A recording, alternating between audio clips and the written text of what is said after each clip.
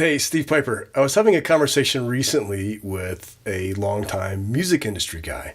He's been a radio DJ and an agent and worked with A&R folks over the years. And one of the things he said kind of in passing, it really struck me. He said, genre is an evil plot by record companies to dominate the market. It made me chuckle a little bit, but the more I think about it, the more there's probably some truth to that. The more I think it's probably pretty close to accurate.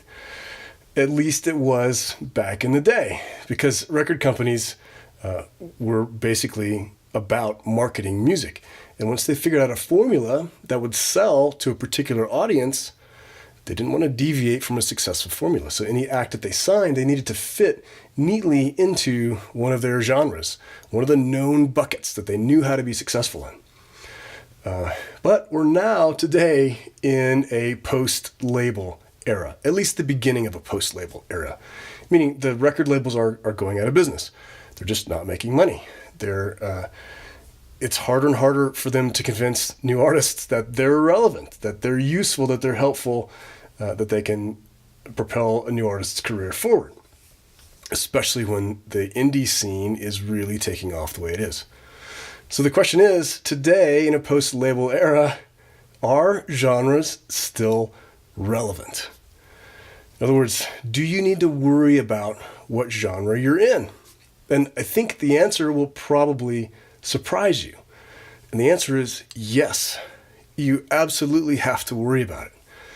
No matter where genres came from, genres exist. And music consumers, like me and probably you and millions of other people on the planet, are used to getting their music in particular places because they know they'll usually like the music that they get from those places. In other words, the genre of music, they like most of the songs that they hear when they go shopping for that genre of music. And there are other genres of music that they don't ever care to hear again in their lives. And so the difficult thing, though, and it's proven very, very difficult for a lot of folks to really nail down what genre they're in. But it's very important to spend the time to figure out what genre of music you're actually making. And it sounds silly. Don't we all automatically know what genre of music we're making? No, we don't.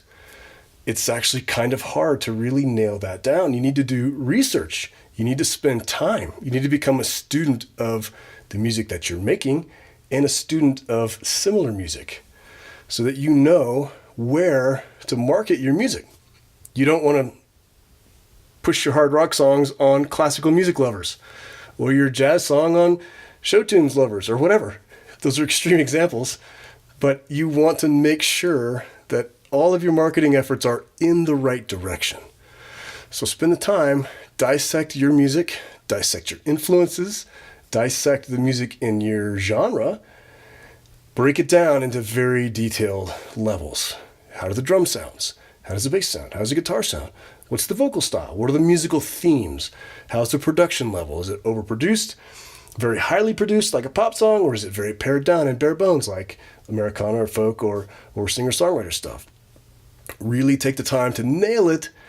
Otherwise, you run the risk of working very hard to go in the wrong direction, to spread the word about your music to people who will never care about it because it's just not their thing. So whether or not genres began as an evil record company plot, I don't know. It's an interesting theory, but I do know that today you do have to spend some time to figure out what genre you're in so that you can effectively grow your fan base. All right, I'm Steve Piper. We'll see you next time.